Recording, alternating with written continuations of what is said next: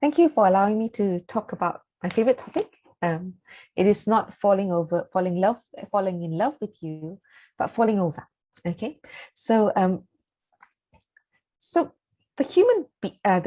mankind is unique in this world in our ability to actually move around on our 2 feet and and the need to stay upright so that we can actually use our hands and converse and function. But as we get older, often the ability to stay upright might actually be compromised. So why do older people fall? A lot of older people, but not all of them, have problems in their brains that might lead them to fall. It might be a stroke. Usually it's a pre-existing stroke rather than a stroke that happens at the time of the fall. They might have dementia. They might even have Parkinson's disease, which is far rarer than the other two. Or sometimes they just might not be getting enough blood to their brain because of low blood pressure, and that might actually lead them to fall. That they might have problems with their eyes. They might need glasses, which they don't buy because they have no money or they like to look good, and so they have it but they don't wear it. They might have cataracts, or they might be unaware, or they can't afford a cataract surgery. They have glaucoma. Glaucoma is a very silent disease, so unless you go for regular screening, you'll not know until it affects your eyesight, and it's treatable and preventable. Or they might have a condition that is untreatable called macular degeneration. So these are some of the things that can affect the eyes, and not being able to see properly, of course, increases your risk of falls. The ears. Yeah, our ears are very special. They do two things. They help our balance, and this is actually achieved through the semicircular canals, and they also allow us to hear. So you're listening to me right now, and it's all because you have ears and they work. But as a person gets older, the eardrums might get a little bit less flexible, or the nerves in the labyrinth organ in the brain might actually in the ear might actually be damaged, and they might not be able to hear at all, or they might actually also have problems with the semicircular canal, which actually then affects their balance, or sometimes, even worse, might actually lead to a sensation of vertigo or dizziness. The heart might be a problem. So the heart pumps through two mechanisms. One is actually piping. So the blood is the liquid that goes around our body that's pumped around by the heart and carries oxygen to the rest of the body. But in order for the heart to pump, it's driven by electricity. And so we need the electric wiring of the heart to be intact for it to know when to pump. So if the older person has an issue with the electrical wiring of the heart, then the heart might stop pumping for a few minutes, or pump too fast or pump too slow, such that they're not actually then getting enough blood to the rest of the body, including the brain. Or if the heart has a pump issue, in that it can't pump hard enough because there's some heart muscle damage from a heart attack. We call this heart failure. Or the pressure in the heart is low, and this usually happens because of medications, blood pressure medications. Sometimes you take too much, then the blood pressure becomes low, or when you are dehydrated, there's not enough fluid in your body, and so your blood pressure then drops, and you're not then getting enough blood to the rest of your body. So the fall might occur because of low blood pressure, or a problem with the wiring of the heart and therefore it's not pumping because it's not getting the signal to pump. Now, we always think of falls as a muscle problem, and of course muscles do play a role, and the older person might become might become weak and have problems actually getting about. They might need walking aids such as a Zimmer frame, and they might have difficulty climbing stairs, and that will actually increase the risk of falling. A lot of older people get problems with the bladder. Okay, so some of them won't go out at all because they're afraid of actually having to go to the toilet, so they're stuck at home. And some of them don't drink water because of the need to go to the toilet all the time. And so it causes two things: rushing to the toilet, they might fall, or having to go up to the toilet a lot of times at night particularly might actually also lead to the risk of falls. But the other thing is not drinking itself will also cause dehydration, low blood pressure, and lead to the risk of falls. As you get older, you might have some joint problems, and usually joint problems are related to being a bit heavy. And so then the balance is affected because your joint is unstable, and then or you might actually move less, and then the muscles waste away because you do less exercise, and then you're more likely to actually fall. But this older people take a lot of medications, and all medications have side effects. The more medications you take, these are chemicals in your body that will actually react with each other. So the list of side effects from drugs is as long as you. I'm not that I'm saying you should never take drugs, but you must know that when you take medications, and especially if you take too many medications, it can lead to increased risk of falls, and that might actually be why your doctor does not want to start certain medications, or they might want to cut down on the medications you're taking, because even though this medication is good for your heart, this medication is good for your blood pressure, this medication is good for your brain, but when you add it all together, then the risk of getting harm from falls outweigh the risk of the benefit from your medications. Then we should actually start cutting down the medications that you should be taking. The environment. A lot of older people are hoarders.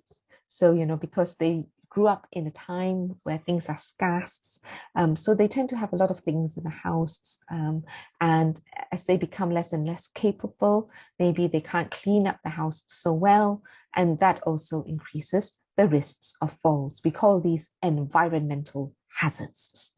Okay, and shoes, yeah, we all think that shoes is a fashion item, whereas shoes are actually an essential falls prevention item. And a lot of our older people are still quite vain, the women particularly, and they like to wear high heel shoes. And high heel shoes and the risk of falls, of course, it'll be not acceptable. But you can't stop them wearing high heel shoes because they think they look pretty, and probably they do. And that's probably the societal perception of beauty, isn't it? Yeah. And bifocal lenses. So I mentioned that vision is actually a cause of falls, but also wearing glasses that are perhaps magnify when you look down might also increase the risk of falls. So I'm on a mission to get people to actually own 2 pairs of glasses, a distance glasses and reading glasses. But I have to say I am not winning. But please be aware that if you have bifocals or varifocals, that when you look down to go downstairs, you don't actually know where the stairs are. So I know of opticians now who actually particularly do these training sessions to help people be aware of these issues when they purchase glasses like these. Okay, so the 3 most, so we mentioned lots of causes of falls. And in an older person, they might actually have all the causes because older people tend to have multiple problems. And when you have more than one cause, the risk of actually falling amplifies it. So there might be lots and lots of reasons why you fall, then your risk of falling is multiplied rather than additive. So if you for instance, if you have visual problems, your risk of falls not so much, because you will be aware that you can't see, and therefore you might ask people to help you, or you will have particularly remembered where everything is to make sure that you don't fall. But if you have visual problems and a grandson who leaves the toy cars all over the floor, then you can't see the toy cars, you step on them and you fall. So environmental hazards and visual problems then amplifies the risk of falls. But so these are the three most common reasons why Malaysians fall. And this is actually found by a study that I will talk about in a little while called the My Fate study, which actually looked at how we could potentially reduce the risk of falls in older Malaysians. So three main causes of falls in Malaysians. Medications is actually the number one cause. 4 out of 5 older persons fall because of the medications they take. We call these falls risk increasing drugs. Unsteadiness is the next most common cause of falls, and that actually affects 3 out of 5 older Malaysians who fall. And low blood pressure. And low blood pressure can occur because of diabetes. Diabetes affects your nerves, and therefore when you get up, your nerves no longer tell your blood vessels to squeeze the blood back into your body and then into your heart, and therefore your blood pressure drops. Parkinson's disease also affects the nerves that controls your blood pressure. But sometimes it's the medications that had the intended effect of making the blood vessels blow up to reduce your blood pressure. But then when you get up too quickly, your blood pressure drops too low and then you fall. And other things such as dehydration or even bleeding, and a set of conditions called autonomic dysfunction, which is actually illnesses that affect your autonomic nerves directly. Okay. And I mentioned earlier that false risk factors can coexist.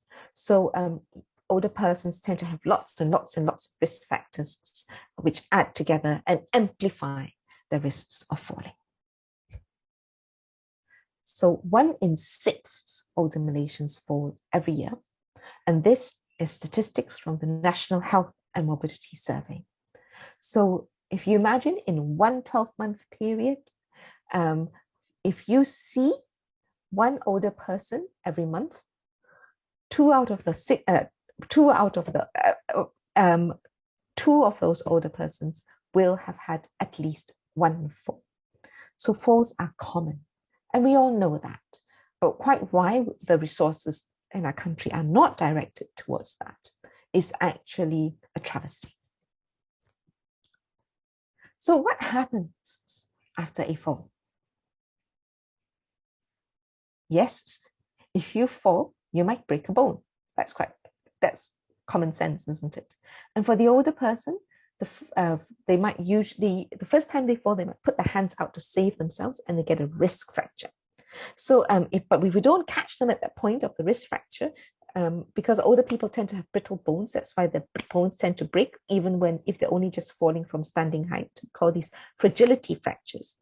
Then if you don't fix the osteoporosis, just fix the bone, then the next time they fall, they will actually have a vertebral fracture, and then the next time they fall, they have a hip fracture. So we need to catch patients after the first fracture. Don't only just fix the bone, fix the osteoporosis or the thinning of the bones, as well as fix the fall. Find out why they've fallen and stop them falling again. So this is a vertebral fracture. If you don't the one on your left is a vertebral fracture. If you don't fix the hip, if you don't sort things out after a wrist fracture, and the one on your right is the hip fracture, you can see that this is a good hip. The one on, so the left hip is good, but the right hip, there's a clear break at the neck of the femur, and that's what we call a hip fracture. And the risk of actually being disabled after a hip fracture is extremely high. So this is what we're always afraid of after an older person fall. We call it a subdural hematoma, or in layman terms, a bleed in the brain. And usually the older person's brain is a little bit shrunken, and so therefore when they fall, the brain gets shaken around a lot more than in a younger person, and the blood vessels outside the brain the brain has two coverings. So the dura is a really thick covering that protects the brain inside the skull. But then there is another covering called the arachnoid. So the dural space, there are lots of very thin-walled vessels, veins, that will, when the brain shakes, they will tear, and then the blood accumulates in the subdural space. But this blood doesn't accumulate very fast because these are not very big vessels. So if you do that brain scan immediately after the fall, you might not see the bleeding. So we actually encourage doctors to keep the older person in for 24 hours and only scan if things don't look quite right. That is, if they're still drowsy, or they're dropping their conscious level, or they're very confused. So scanning the brain immediately, unless they're very unwell, might lead to missing a subdural hematoma. And fear of falling, however, is the systemic issue when it comes to falls prevention. So once an older person falls, the older person might not want to get around anymore because they perceive moving around as risky, and then they misinterpret the fact that if they don't move, they will not fall again. And this does not just happen to the older person, it happens to everyone around them. So the children might not allow them to move again, the doctors might not allow them to move again, the nurses might not allow them to move again.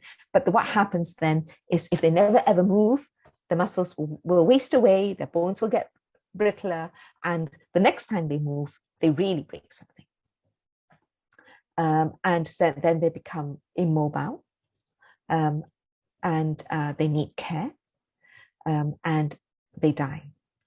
So 1 in 5 people with a fall presenting to the emergency department will have died within 1 year. So do to actually stop people falling. Sounds like a pun, but everyone can play a part. It's everybody's responsibility to actually stop falling. So this is actually a video that we made for the First World Congress of Falls and Postural Stability, held in KLCC, Kuala Lumpur, in 2019, when face-to-face conferences were still allowed.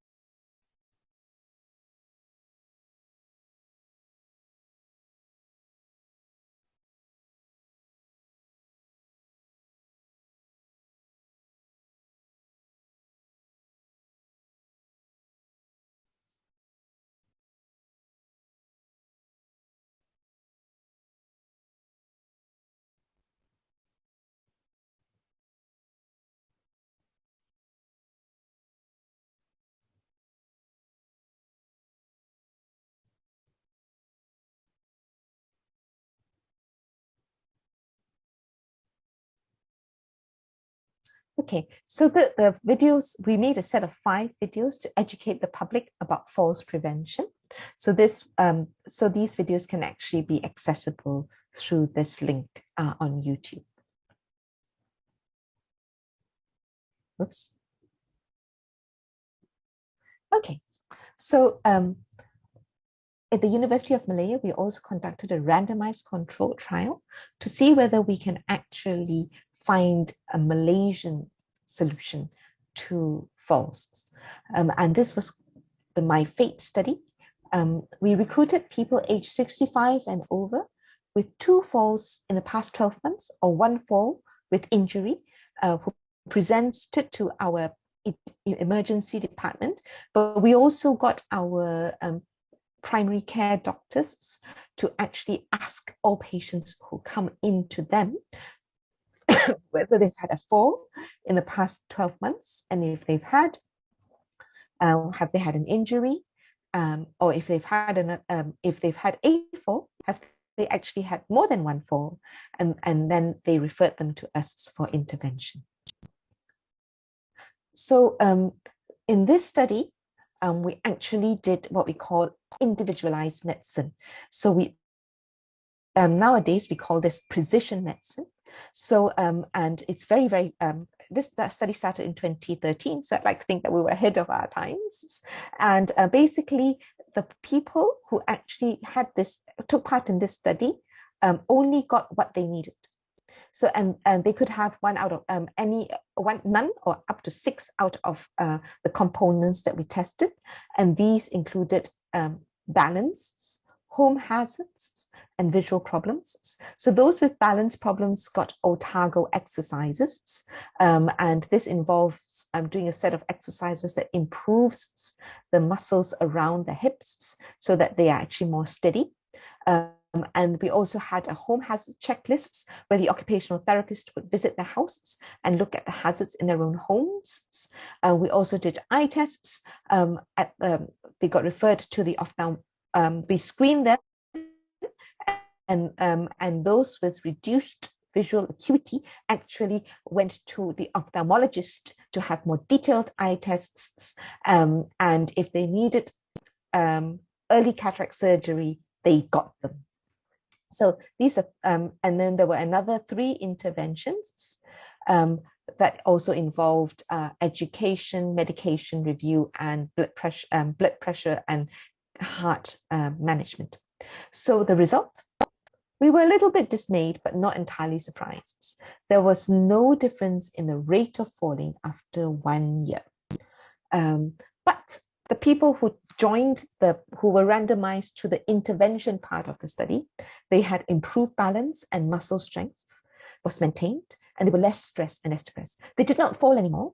They did not fall any less, but they were happier and they were stronger.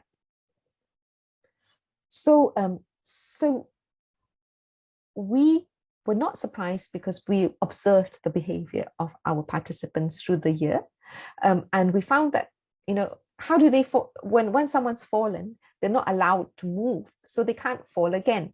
So by doing all these interventions, getting about to exercise and and do things, we were a bit worried that we might actually increase the risk of falls. So we were quite lucky, we were quite happy that it didn't. And in fact, the results did show a slight separation, but because we only had 300 subjects, we didn't show any significant difference. Had we gone the way of we had a lot of money and recruited 20,000 subjects, like most drugs that are being tested today, we might have seen a difference.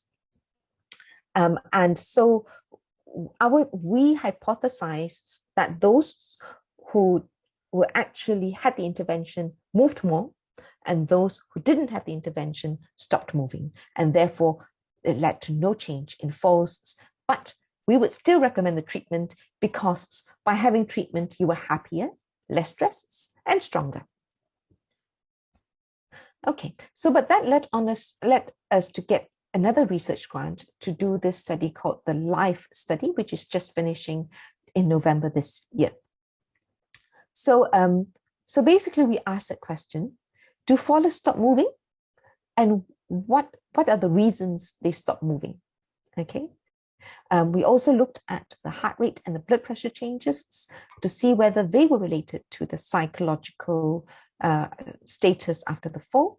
And this time we sent surveyors to the house, professionals to the house, to find out what house types might help the older person stay active after a fall. This time it's not to prevent the fall, but to keep them active after a fall. Okay, but sadly, this study was rudely interrupted by something that should not be named. And so basically what we did, because of the lockdown measures, is that we had to change our assessments to virtual. So don't ask me how we tested mobility virtually, but we just asked a few questions. Can you get upstairs? Do you have difficulty getting down upstairs? Can you walk a mile? You know, if you can't walk a mile, can you walk 10 meters? Those sort of things. We tested memory online with a very simple short memory tests. We got them to either measure their own blood pressure at home, lying down and standing up, and there was a video to show them how to do this. And then we also tested the psychology by asking them some questions and found out whether they were actually still participating by asking them some questions. Okay, so then based on those things, we actually then, if we found that they were not exercising or they needed exercises, we send them exercise videos. If they had memory problems, we send them brain exercises. If they were disconnected, we gave them tips how to stay connected. And then for those with psychological problems, we actually got them to contact, there are a lot of contact numbers to use, so we actually got them in touch with someone who did telecounseling, and if needed, they actually had a virtual consultation with a geriatrician. So the pandemic is still going on, but the live study is coming to an end, and so we are now commercializing our product, and they can actually have a false risk assessment virtually or in person. We do have a MCHA letter to keep going, and these are the contact details. This is how you contact us to make an appointment. We also have other packages.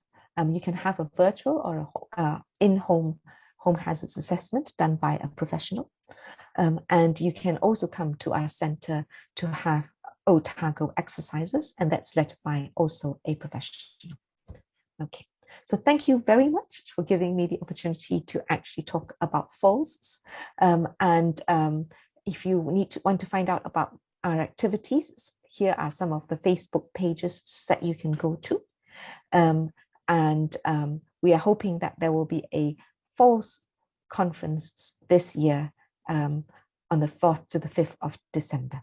So for more information, again, visit our Facebook page or contact our secretariat. Thank you.